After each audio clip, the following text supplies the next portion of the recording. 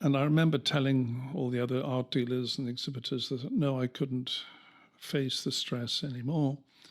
I would probably be able to cope with the stress of deciding what color to put on the end of a paintbrush. And that's when I decided to stop art dealing as such, or certainly stop exhibiting at the art fairs in America and here in Europe, and concentrate on my own work. Hello, my name is Eline Perez and you're listening to Are You an Artist? Today's episode is with Richard Philp, who speaks about his journey from art dealing to painting, but also the importance of friendship in life. Richard has many stories to share. We probably would need a 24 hours recording, so this is just a taster. Enjoy the episode. And that's it. All right, I think we are good to go. Okay. Hi, Richard. Hello, Eline. Richard Philp. So I'm starting each episode of this podcast by reading out a letter I've written to the guest. So if that's all right with you, I will Absolutely read you my letter. Dear Richard, I remember meeting you while I was modeling at Masbro Center and having great conversations about art and dance. When you invited me to model for a small group at your house, I did not hesitate. However, I did not expect to come into a gallery rather than a living room. Paintings, sculptures, and art books can be found everywhere, which made me feel very comfortable from the start, and it's probably the reason why I asked you to stay at your place for a week. Getting to know you better, I discovered that this was your life. Painting every day, reading about art, philosophy, or novels, and seeing friends. I realized that you were a great artist, always questioning, exploring, and going further, but also a beautiful human being, kind, generous, open-minded. Today, I am very happy to count you as a friend, to be inspired by your work, and to have you in this podcast, as I know you have a rich life and many stories to share. So let's start with the first question, which is also the title of the podcast. Are you an artist? Well, yes, I consider that I am a painter now, an artist. But for most of my life, for decades, I was dealing in art of many, many periods, from antiquity through the medieval period, the Renaissance, and also contemporary art. I often thought that why we have to be a specialist? In many of the art fairs that I did, the organizers are always trying to put me into a particular category, whether it was medieval or Renaissance or antiquity. And I thought this really isn't the fundamental question. It's really the quality of the art that matters, whether it's from 2,000 or 3,000 years ago or 2 weeks ago. I mean, there was a lovely story when I was exhibiting at one of the international art fairs, where in the morning I sold an ancient Egyptian vase of 6,000 years ago, made 6,000 years ago. And in the afternoon, I sold 3 vases made by my brother, who's an international ceramicist. And they were just 4 or 5 hours old. And so it was fascinating to think that I could, in fact, display and sell objects spanning 6,000 years, made of exactly the same material, clay, fired clay. So I think that my background, all those years of specializing and yet not specializing, relating one discipline to another, has really given me a sort of platform and an inspiration for doing my own work. But what I feel that I'm not doing is creating any pastiche or repetition or copying from the past. I mean, for example, at the moment I've been studying ancient Roman fresco painting, and as I do a lot of my own paintings are actually still life as far as subject matter. The ancient Roman, especially Pompeii, created a lot of still life paintings. But again, I don't want to emphasize, I don't want to copy these, but I'm fascinated by their technique and how they've aged. And in a way, I want my own work to have that sort of timeless quality, not to remind you of the past of ancient Rome, but perhaps have certain characteristics you find in ancient Roman work. So, yes, the past, although I retired from art dealing officially, which was in 2014, I was asked at the end of that exhibition that everyone was encouraging me to sign another contract to exhibit for another few years. Hello again, it's Eline from the montage. I had to pause the recording because a firework just started. Yay! And it was too loud for us to focus on the conversation. So after this break, Richard will be talking again about the exhibition in which he was asked to keep going as an art dealer when he wanted to stop. Back to the recording. At that particular exhibition, I showed a collection of 15th century Italian portraits from Lombardy. Wonderful collection of whole portraits of one particular family from Milan in the 15th century. We knew the family, names of the name of the different cities, and of course they caused a lot of excitement to the fair. I don't think I've ever talked so much for a whole week. Everyone wanted to know about them, talk to me about them, and even threatened to buy them, which eventually someone did buy them on the last day. And then once they were sold, all the art dealers were cross because they were hoping they would have a chance. And I was really encouraged, I suppose, to sign up for another year or so. And I remember telling all the other art dealers and exhibitors that no, I couldn't face the stress anymore.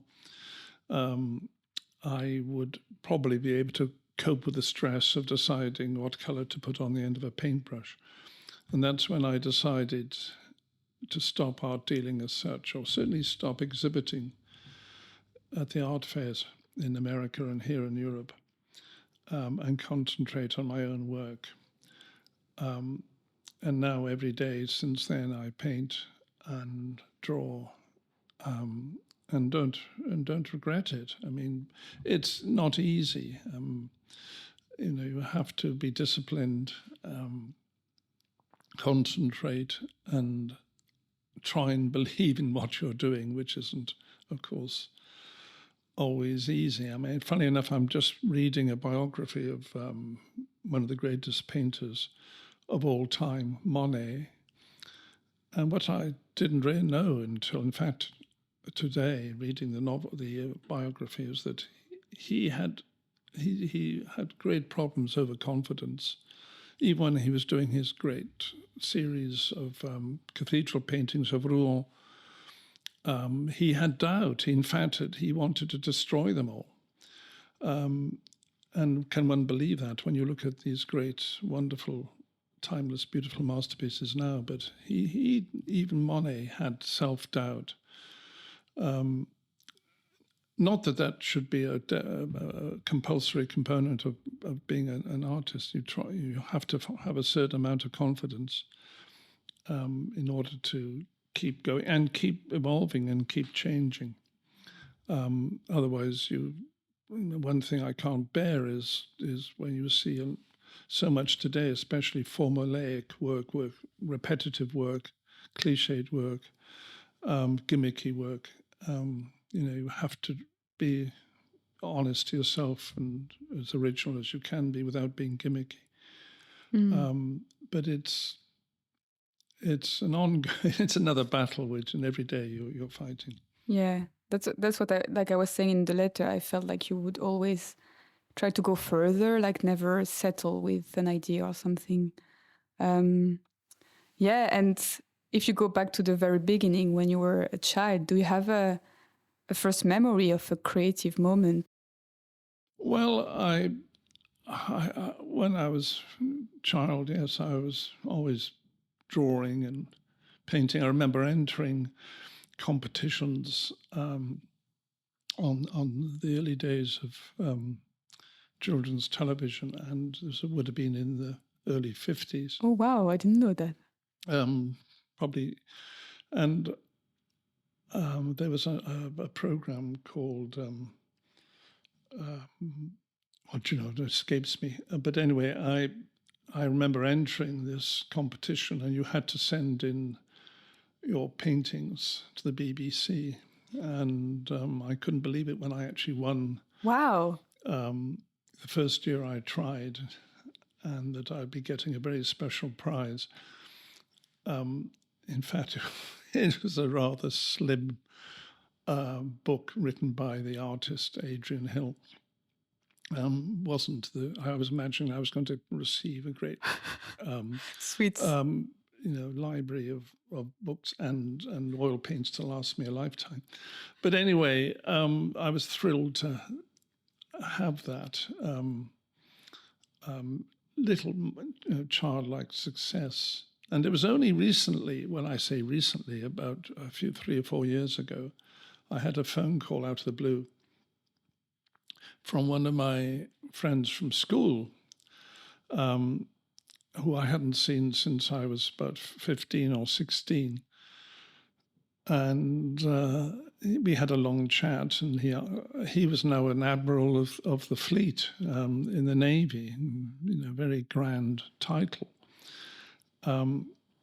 which I found extraordinary because I remember him being a very mischievous lad. And then he asked me, of course, about my life, and I told him what I was doing, and he interrupted me. He said, we all knew you were going to be a painter, even when you were 12 or 13, because we were all so jealous of what you were doing. Wow. And then I was very fortunate in having an art teacher, the art master, who encouraged me to go to College of Art. And I remember him asking me one day, he said, well, what are your ambitions about the future? And I said, oh, well, I said, when I'm an adult, I think one ambition would be to have an art gallery in London where I would sell art from every period, every culture possible, from ancient times to the present day. And it was a pipe dream when I was a child, but of course it came to fruition. I actually did exactly what I did. I had a gallery and I exhibited in art fairs around the world, showing art from many of those periods. And he said, what is your second ambition? I said, oh, well, to have a little house by the sea in a studio and to be a famous, remember, I was only precocious sort of 13-year-old or 14-year-old. And I said to have a little house and a studio and a boat by the sea and be an international famous portrait painter painting the most beautiful women in the world. And I haven't quite achieved that. There's still time. But there's still maybe a little bit of time. But I do enjoy, I mentioned painting still life, but I think one of my greatest loves is to paint portraits. And ever since I was a teenager, Rembrandt has been my inspiration and my hero, and I constantly go back and look at him. And I remember when I was teaching art in my early 20s in London, I took a group of students to the National Gallery, and I was standing in front of one of the greatest Rembrandts there, which is a portrait of Margherita Gea, a very old lady sitting in a very simple idea, just this elderly lady sitting in an armchair. And I was, to this day, I'm sort of passionate about this painting. And couple of the students said, "Why are you spending so much time looking at this work?" And I remember saying, this is nearly 60 years ago, I remember saying, well, if you're ever going to try and enjoy great art or understand art, you have to spend time, a long, long time,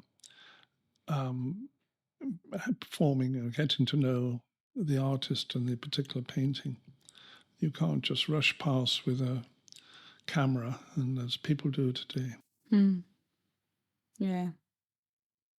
Well, that's great. You've been answering the questions I haven't even asked. So, so you've been an art dealer for quite a long time. What teaching did you get from this experience that now you can apply in your painting, if you have one? I mean, what have I benefited from being an art dealer? I think, well, I'll answer that not directly, but indirectly. My brother, as I mentioned earlier, is very well established and now very important and famous ceramicist. About to have a major exhibition in Los Angeles. And at one of his exhibitions, the reviewer, the critic, a man called Emmanuel, who was then editor of Ceramic Review, that was a leading magazine on ceramics, he reviewed my brother's exhibition. And I remember one line in that review which said, when you look at Paul's work, you can see that he's steeped in the history of ceramics, but at no point is there any hint of pastiche. He's totally original. And I always remembered that because it really makes the point that with knowledge enables you to be more original. So many artists think that if they don't study the past, if they're not steeped in the past, they can be original, but that's dangerous because you're more likely to produce some cliched work because you don't have the knowledge about it, the history of that particular subject. And I think in my own case, over the years, I've been fascinated by so many different periods. For example, I was the first person to study and buy portraits of the Elizabethan period. This was in the late 60s. No one had any interest at all in this subject. And yet it's one of our greatest periods in our art history. But there was no interest. And again, I suppose it was the interest in portraiture, but that stayed with me and has somehow fed into my work, but not, of course, in a very direct way.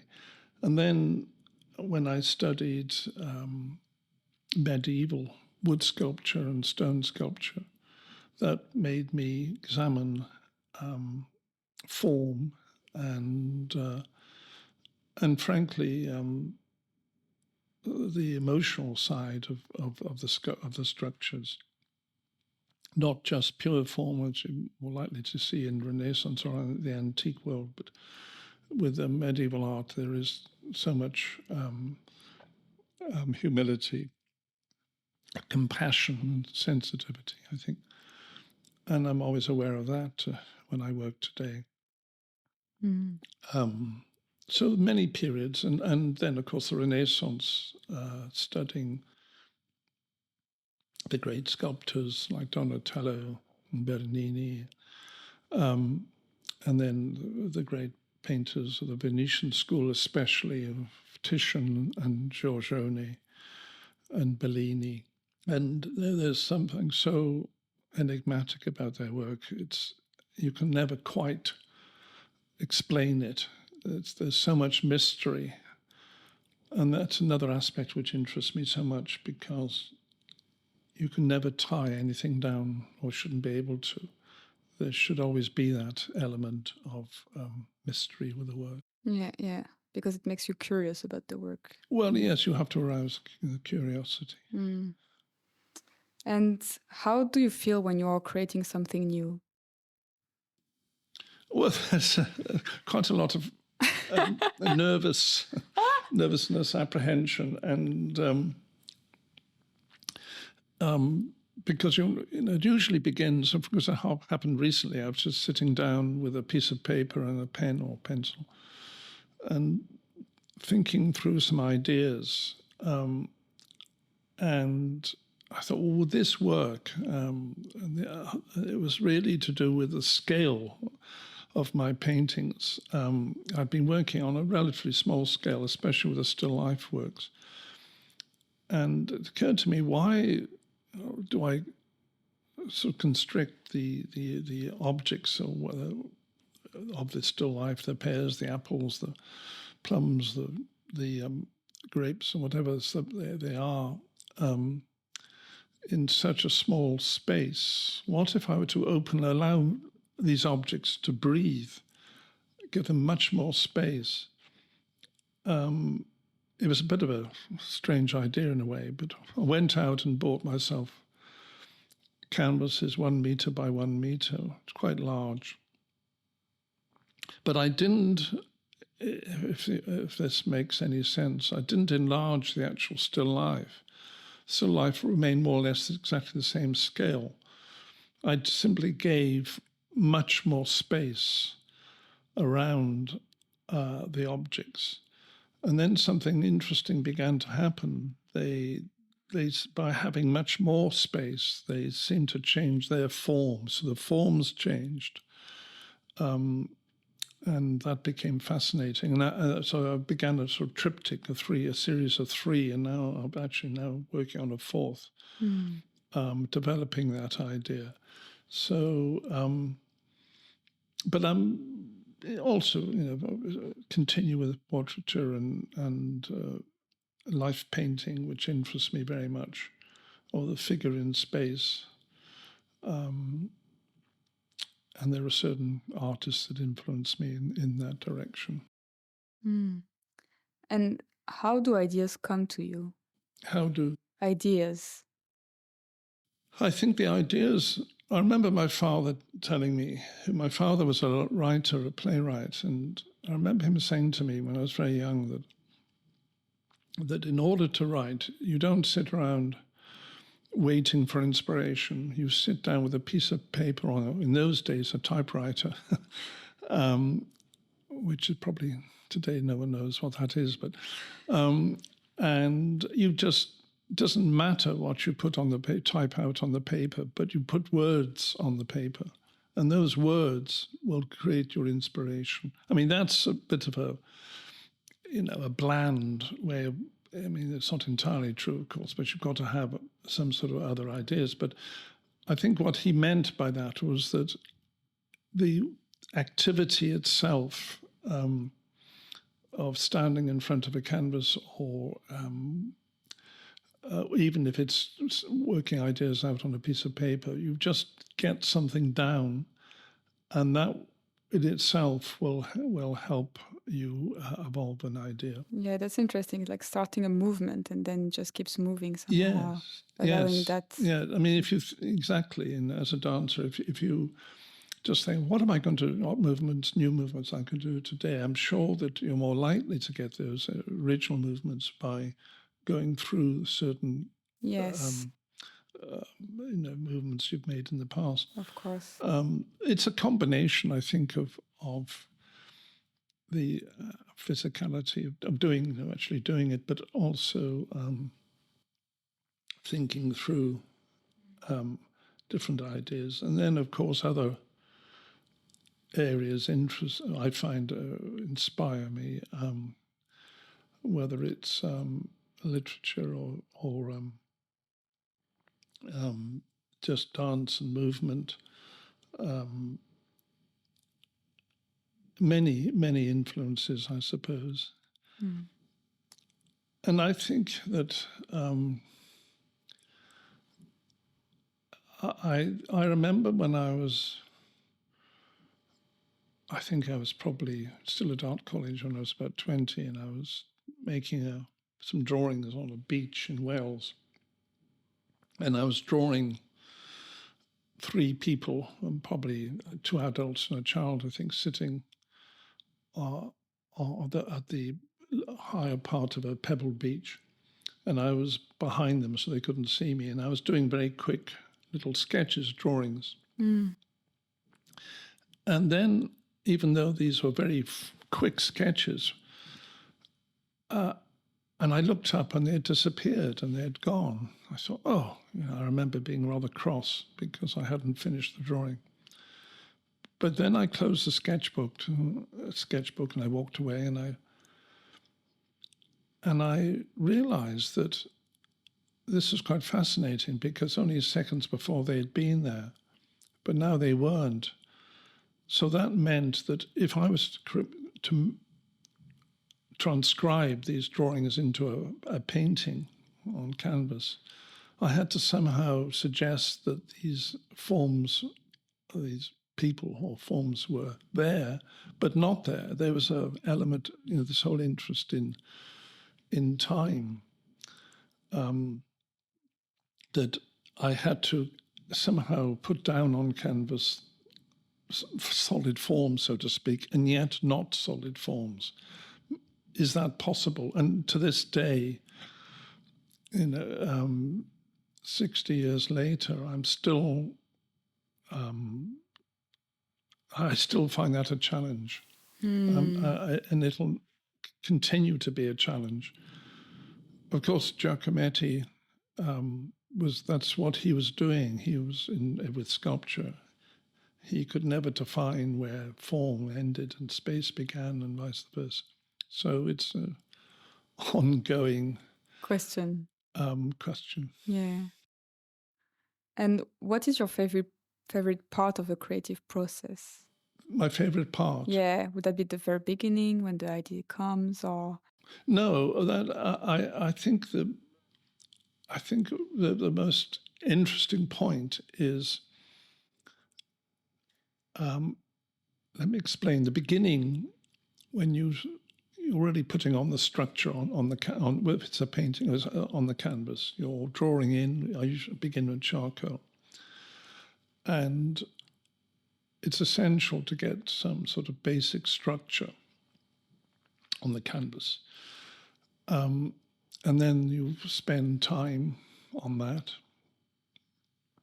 But there has to be a point, again, it applies to portraiture as well, where what is happening on the canvas has to have its own life. Now, this begins to sound too romantic for words, but it's not. It's very realistic. It's very real. Because when the objects, whether it's a still life or a portrait, have just remained sort of static on the canvas, or they remain okay up to a point, but they haven't found their own life. And once I get that rhythm and movement and life into what I'm painting, then there's a different challenge, because in a sense you're having a dialogue, a discussion with the painting. And it can give you a bad time as much as a good time, because it won't, as they say, a dreadful phrase, it doesn't take prisoners. But, you're sometimes fighting with it, and you don't always win. But at least you know that the painting has come to life. And it has let's not get too, as I say, romantic about it, but it has to have an energy in itself. It has to have a forces within itself. otherwise it's just another dead, boring bit of art, and there's too much of that about. That's great. So then you can create a relationship with the... Yeah, well, maybe that's why I've never got married. Yeah. Too many relationships. And I'm a bit curious because the next question is, but I'm not sure if, have you ever created something with people? The question is like, do you prefer to create on your own or with people? That's a good question. I've lately I've been I go to two studios outside my own in 1 week, and one is to life drawing, and it's a very traditional approach in this particular group. It's very everyone's terribly nice and charming, but they seem to be very unimaginative about how to pose the model. They like to put them against a wall almost, and they try to make the three-dimensional figure into a two-dimensional figure.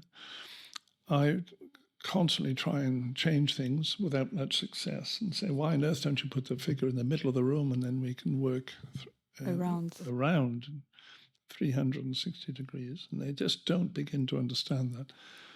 So to answer your question, I mean, that in a way, I'm working against the other people. And then I go to another group, and they're perhaps even more traditional, and they like to sit the life model in a gilt armchair every week after week for 3 hours. And I find it a bit sort of odd, to say the least. Idea of putting a naked figure in a gilt armchair is, I'm sure they might have done it in the Dada period or something. But I mean, and I said, well, can't you just have the model without any props, without any chairs or benches, and just on a platform? But they still don't. So in a way, I enjoy being with many of these people, it's true, but we're hardly working in a team. So then I began to have my own group at my house, and in my studio, where we could have a model moving. And I find that fascinating, to have the model perhaps moving every few seconds or every half minute. So you're constantly having to rethink what you're doing and change. And when is a creation finished?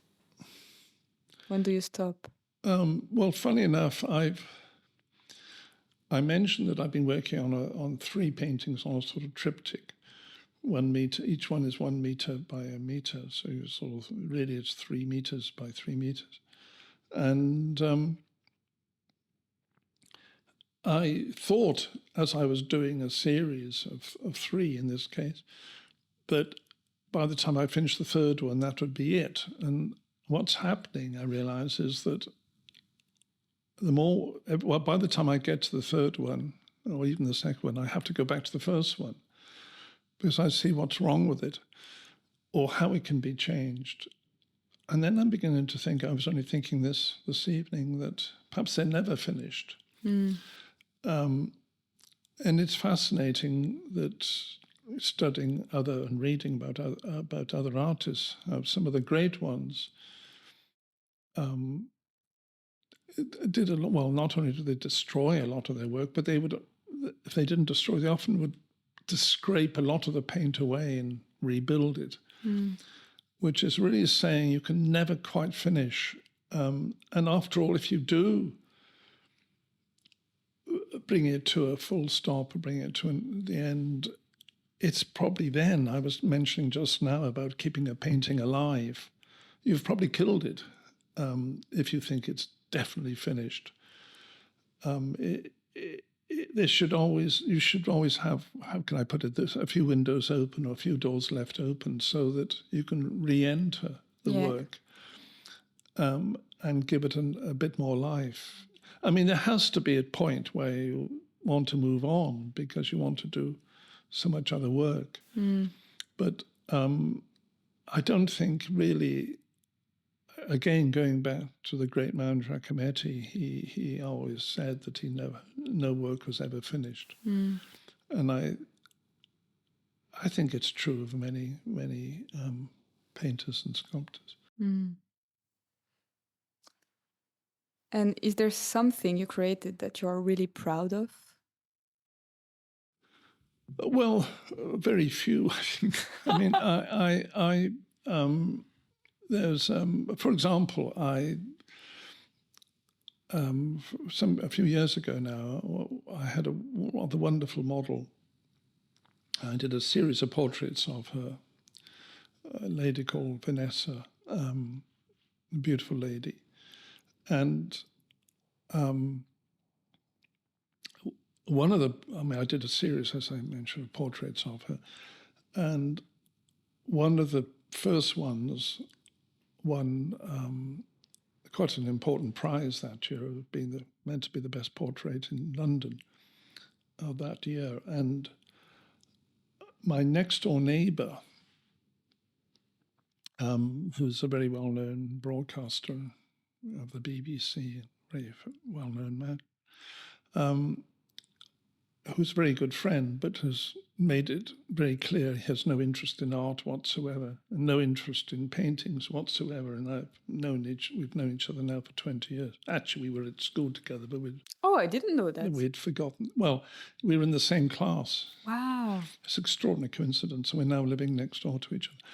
But we're very good friends. But, though he's a very well-read man and enjoys music and certainly literature, he's very honest, saying that he has no interest in painting. And then one day, fairly recently, about a year ago, he was in my house and looked at the portrait of Vanessa, this lovely model.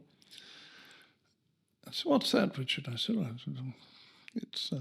told him a little bit about it. And he bought it. And he has it hanging in his living room. But what's interesting, why I mention this, is that nearly every week he tells me, I had some friends around and they were all admiring your portrait. And he shows it off to everyone. And I find this quite amusing because he has always admitted that he has no interest in art. So that's incredible. He's so excited about portrait and shows it to everyone. And there was and recently, funny enough, there's a coincidence that I painted a portrait of a lady who, she and her husband had just moved, a young couple moved into my neighborhood, just a few doors away. And I said, "Look, I'll do a portrait of your wife." And they didn't know I was doing it, but I did it based on photographs, which I normally don't use photographs. But I mean, it was impossible for her to sit for me because she was working every day. And I gave it to them as a present. And they were thrilled, though they said they were. But then I thought, being a slightly paranoid sort of artist, I thought, well, how do I know they're thrilled? They're obviously just being polite. I'll never know whether they really like it. They probably put it in the cupboard somewhere, or in the trash can. And then about a week later, he rang my doorbell and said, "Look, Richard, it's Vasso's wife's birthday in a week's time, and I'd like to buy her a special present. And she loves your work so much. I want to buy one of your paintings as a present for her." And he chose a portrait of the model Vanessa, which I was proud of. I mean, it's painting I always liked and it seemed to work. Which proved, of course, that they were more than happy with the portrait I did of her. So those two paintings, two portraits. But then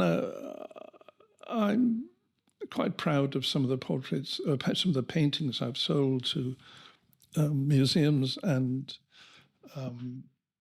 people connected with museums, and trustees of museums and curators have bought my work.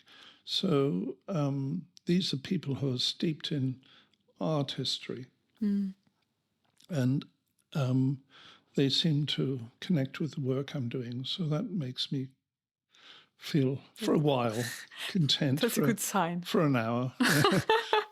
And then like Monet, the insecurity comes back.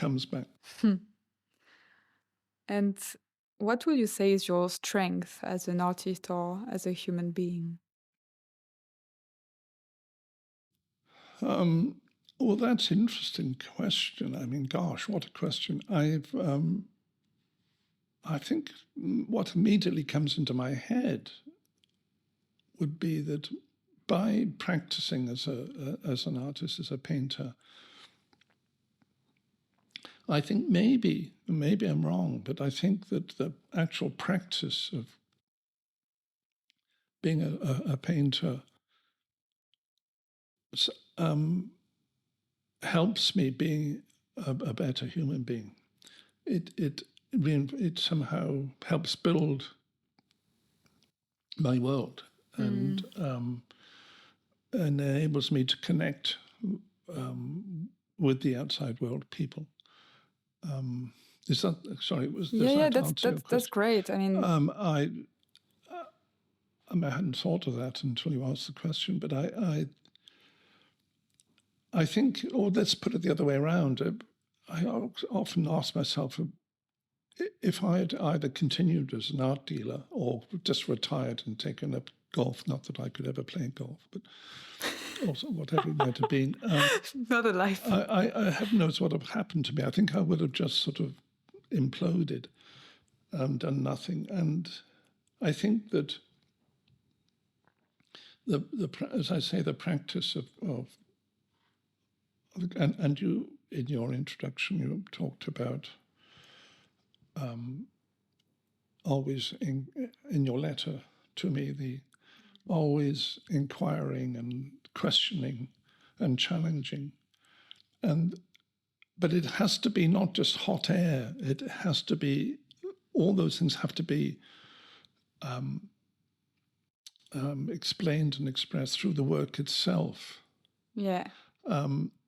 There's nothing worse than listening to someone pontificating, hot air and just without any real substance. I mean, we can I can talk about art all night, but in the end, you have to be judged on what you're making. And I think especially today with this sort of digital world, and I'm really bewildered by so much of the sort of digital works of art, and which have no, craft is not the right word, but they're just, it's AI, isn't it, really? Yeah. So I think that's the other, many aspects here, but I think, again, that's why I've always been drawn towards great medieval art, because we don't know the names of any of these artists, and stonemasons and woodcarvers and glassmakers and so on. They're anonymous, but their work is so human and so timeless. And it's as though I think we have to go back, or not go back, but try and rediscover what was really inspiring them and helping them create such great works of art. And they certainly didn't have computers. So that's another whole question to debate, I think.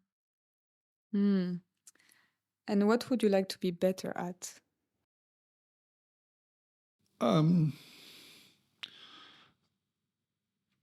Well, from an totally egotistical point of view, I like to be better at having a bit more confidence.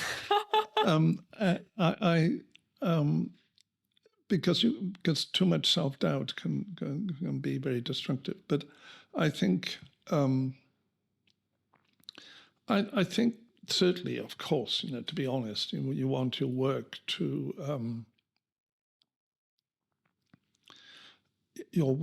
have enough. How can I put it? Not substance is the wrong word, but a work that can communicate with a wide range of people. Because it's interesting, I noticed that the people who do like my work, or people who buy my work, most of them don't know each other. So they can't, confer, they can't talk about my work together. And yet, what they tell me runs to a pattern almost. They say, I'm trying to answer your question now, so hopefully this doesn't sound too egotistical. But no, it's they tell me that nearly everyone who buys my work, for some reason, that it gives them so much joy or happiness. I don't mean that that it's like pretty wallpaper when they wake up in the morning, but they say that the work lasts for them. Every time they look at it, it's still alive. And that makes me feel content, or for want of a better word, gives me a little bit of energy. But yes, for people to understand, without you having to explain, it's quite quite amusing little twist, this, because for years, for decades, I was, as an art dealer, all I was a salesman, really. I mean, okay, I was selling smart art, or whatever you want to call it, really interesting ancient art and so on. But in the end, I was a salesman. And the twist to this is that when people come to look at my paintings and want to buy them, I find it almost impossible to talk about my work in the sense of trying to sell it. And I remember a very nice couple who lived nearby came to buy their first painting. And it was quite a large still life. And they said, "Right, Richard, can you talk to us about it?" And I just didn't know what to say. I'd spent 50 years of my life talking about art from every direction. And then suddenly I couldn't talk. And then and there was this embarrassing silence for about half a minute or so, and a minute. They were just looking at me. And then I remembered the painting wasn't working at one stage. I couldn't get it to work. I couldn't bring it to life, actually.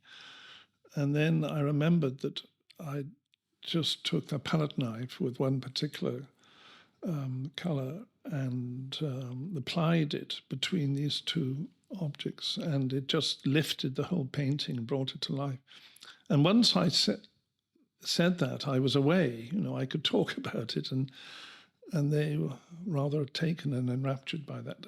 But it worked. But to be able to communicate that was. But in a way, in the end, the painting has to do the work for you. Mm-hmm. Mm-hmm. You can't. It has to. What was that? That was, but yeah, actually you kind of answered, because it was like, what would you like to be better at? So maybe it's communication, or I think confidence. that yes, but confidence. You can have too much confidence, as I was saying. Yeah, but a bit is nice. A little bit, just a little bit. Well, if you don't have any, you're not going to do anything. You're just going to sulk and moan, and so of course you've got to have something to, and have enough. I mean, I find when you asked me earlier on about, I think, working with people, and I mean that's quite good for me. Even though I was a bit rude about some of these groups I go to and the way they don't know how to pose a model, even, but that's okay. but there again, it's good to be with people and see how people work so differently. And I noticed when they was looking at my work, it seems I seem to break too many of the rules. And, they're also, for example, they're all very organized. They have beautiful palettes and little tubes of paint, and they have beautiful brushes and spotless aprons, and makes me feel a little bit, I'm like a scruffy little schoolboy. And I can't work like that. And then they're amazed that I suppose, break a lot of rules, and then perhaps produce a portrait which they all seem to like. But and of course, the other thing that I find that so many of them go on courses and do these. They cost so much money to do. And the trouble is that 9 times out of 10, these courses are really trying to instruct and pass on a very formulaic work and technique, which I'm against. I think you've got to find your own freedom. Yeah. And anything that scares you? Scares me. Constantly, yeah.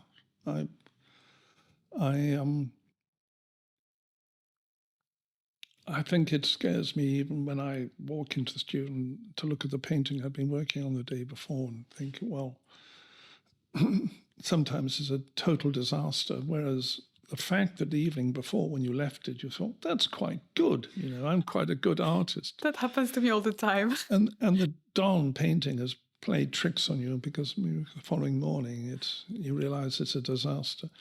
And it scares you because, again, I suppose, really, on the other hand, that means it's alive and it's having its energy. And you can't control everything. And you can't control it.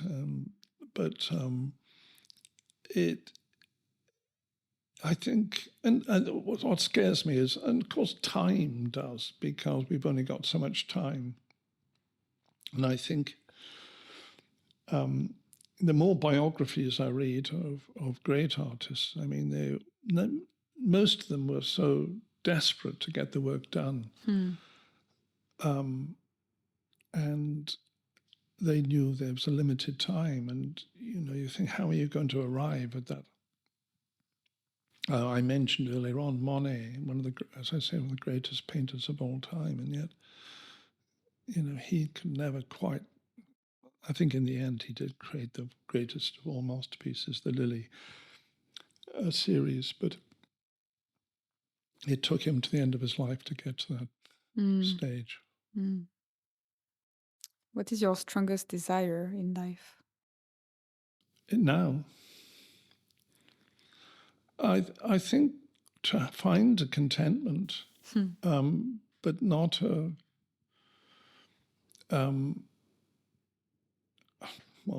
everyone would,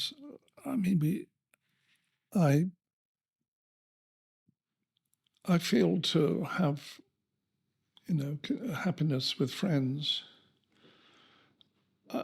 And again, I've noticed in the last few years that I don't really need a social life, but I am very aware of having a few very, very good friends who obviously you can trust and rely on.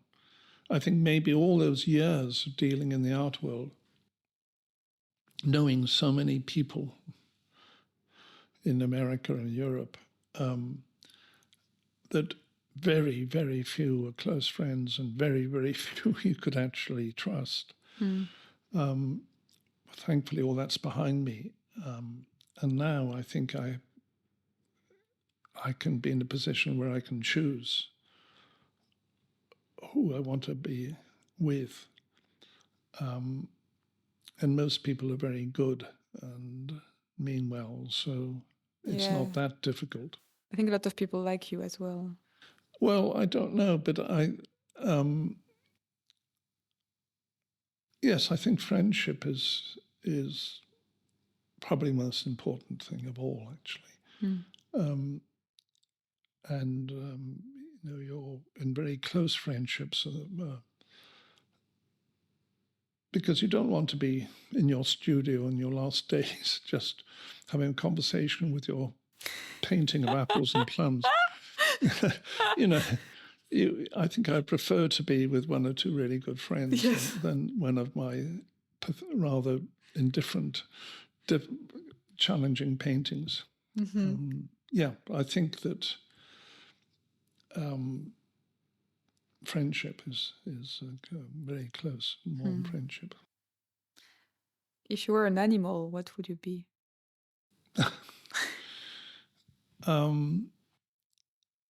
Well, maybe a dog. All my friends keep telling me that I should have a dog.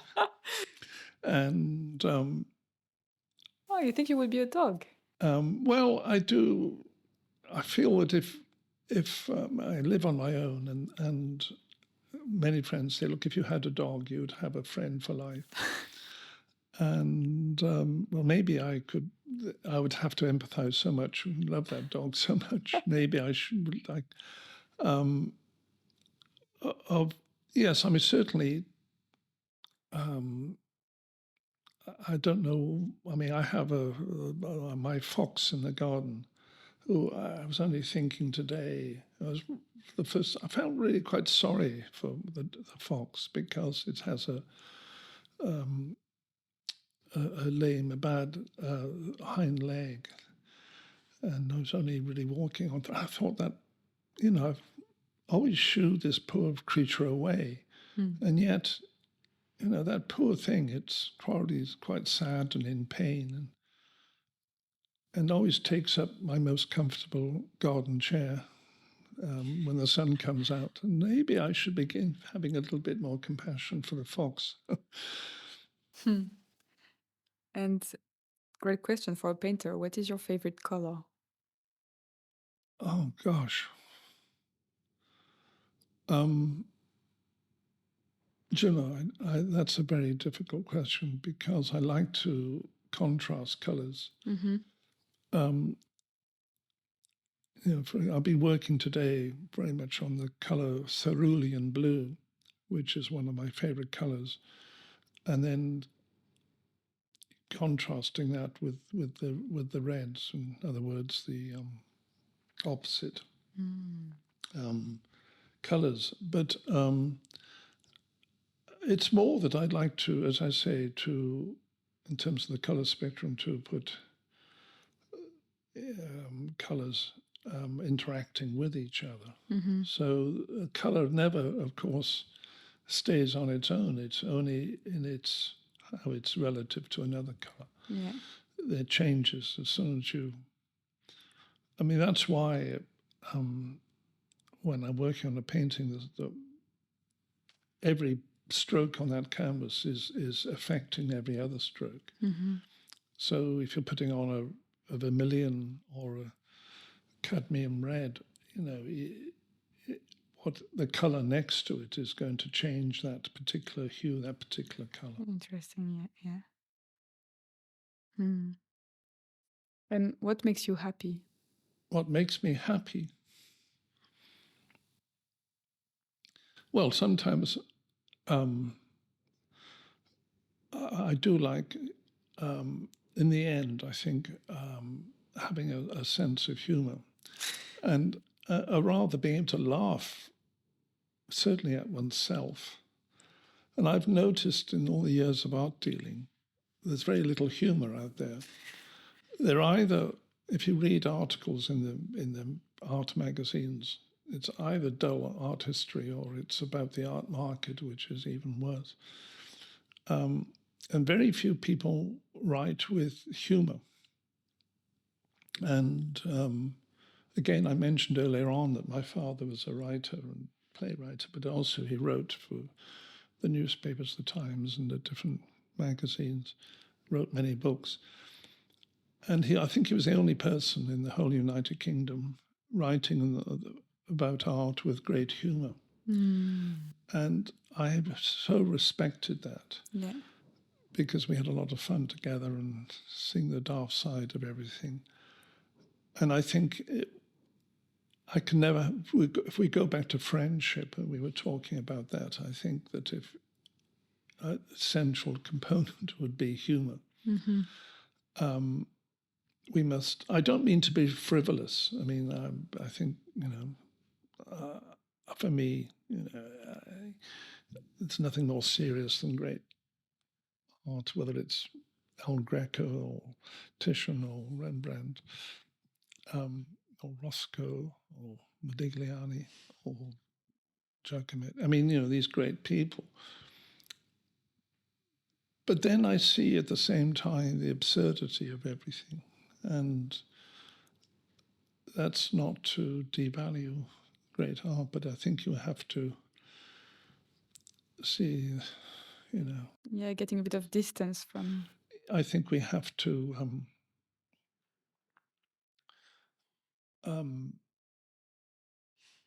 always have a sense of humor and to be with friends who have not the same humor as you, but can tease you. Uh-huh.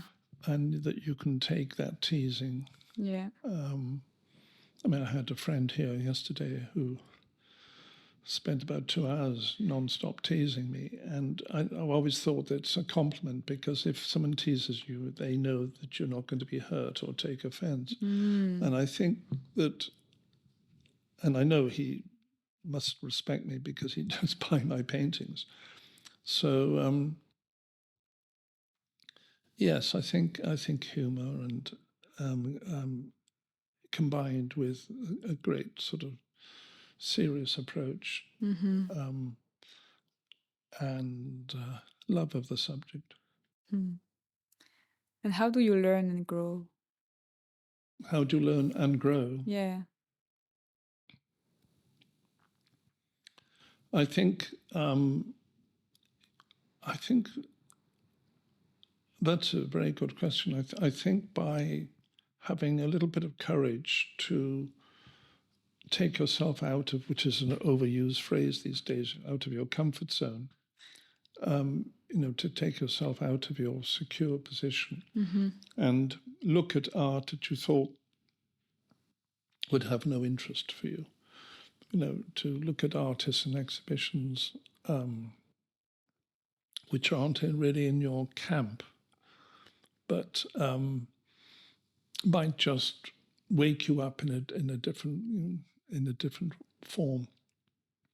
And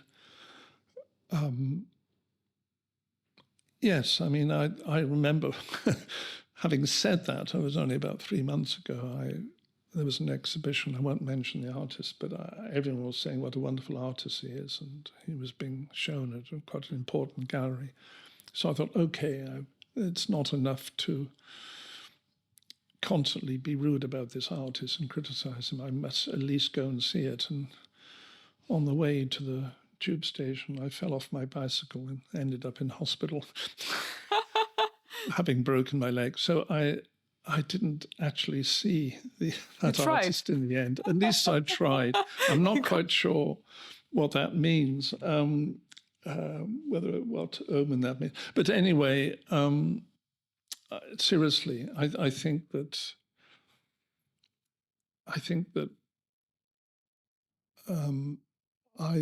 when I go into the great museums and great galleries, I've always made a point, I hadn't thought of this until now, but I've always made a point of going into rooms of artists that I'm pretty sure won't interest me. And quite often, I mean, I don't know what the percentage is, obviously, I discover artists or period of art or a school of art that I'd in the past dismissed or not taken an interest in. And by pushing yourself into those rooms, galleries that you normally wouldn't go into, it's a sort of wake-up call. And you think, my gosh, for years I've dismissed this artist, and now I got it all wrong. I mean, there's a limit to, you can't constantly do that, because you've got to have, it's like being a football fan. Obviously you have your favorite team, but if you're ever going to have a deep understanding of football, you've got to watch all the teams play. Yeah. And look at their differences. And I think that I think that's very important. And now, do you have any coming project for the future? Well, Some stories.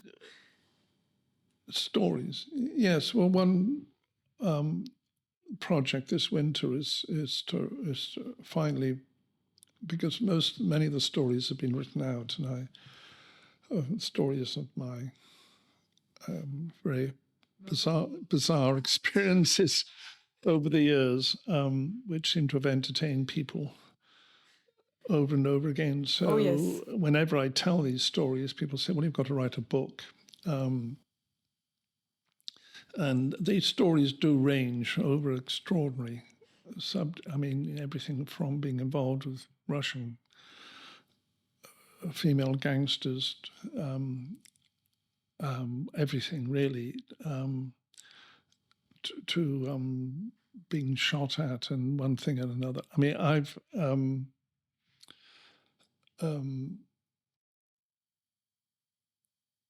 they make up quite a wide range of stories, indeed, to say the least. And again, I go back to my point that it seems that when I read columns about the art world, so much of it is rather dull and grey. And I'm tired of reading about the latest investments in art. I mean, no one wants to read that. You want to read about life and people. And of course, being an art dealer all those years and meeting so many interesting collectors, and more often than not, they're really very interesting people. I dare I say it, I don't think there are so many interesting ones now because the art is not so exciting. But in the past, I knew so many eccentric and wonderful collectors who had their own stories to tell. So yeah, there's very exciting. So that's a project. That's one project now for the next few months. To answer your question, and as far as the painting is concerned, I don't really plan too much ahead because I want each painting to unfold. To suggest the next project. Yeah. I don't think you can plan it too much. But again, as I was saying, I think you've simply got to do the work, and the work itself will hopefully instigate ideas and thoughts. Great. Well, so that's the last question of the podcast, this episode. Do you have, I know you have many, but maybe any recommendation, book, artist, or film that really excites you at the moment? Exhibition? Well, in terms of exhibitions, I mean, you mentioned film.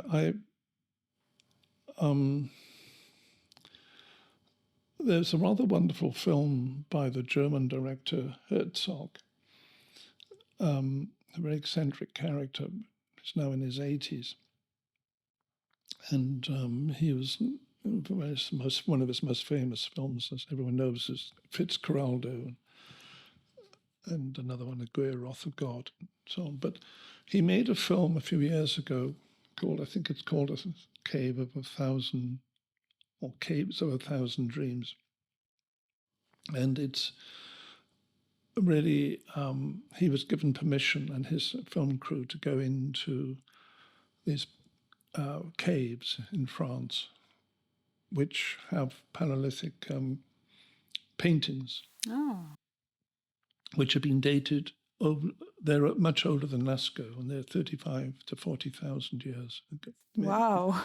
And he's made this beautiful film because the public was no one's allowed to go there except the archaeologists and the anthropologists. And that's a very inspiring film because I think most people would agree that those cave paintings in many of those caves are amongst the most beautiful works of art ever made. And we know nothing, of course, about. There's a theory now that they were most, in all probability, painted by the women, not by the men, which is another interesting subject. And then in terms of exhibitions and art today, I think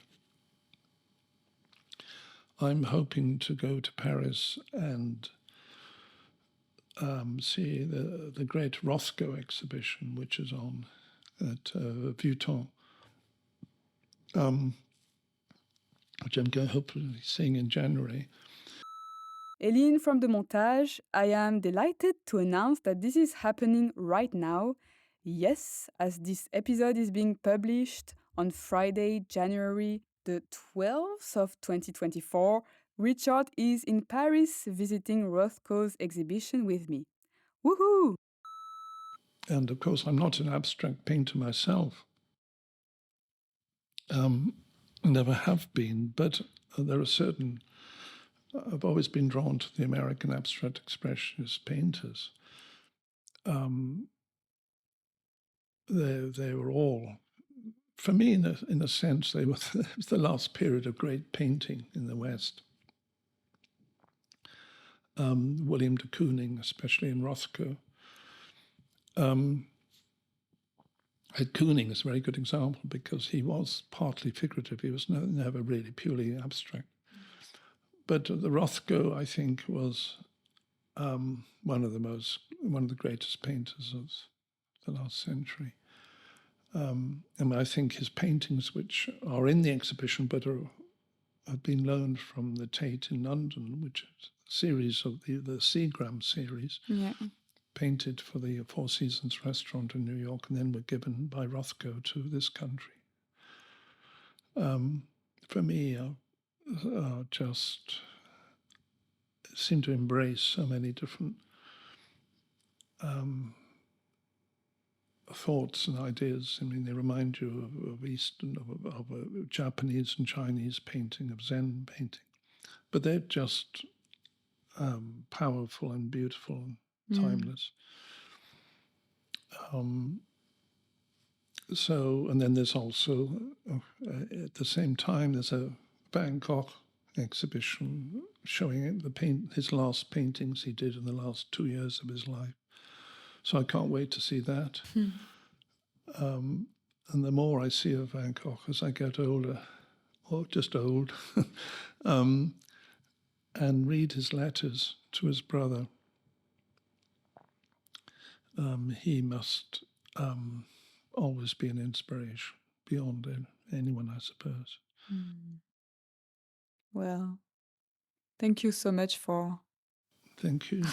Thank you. participating in this episode. I will put in we can have notes on podcast, so I will put the link to your website and, of course, your Instagram, so people can contact you if they want to and have a look at your paintings. Thank you.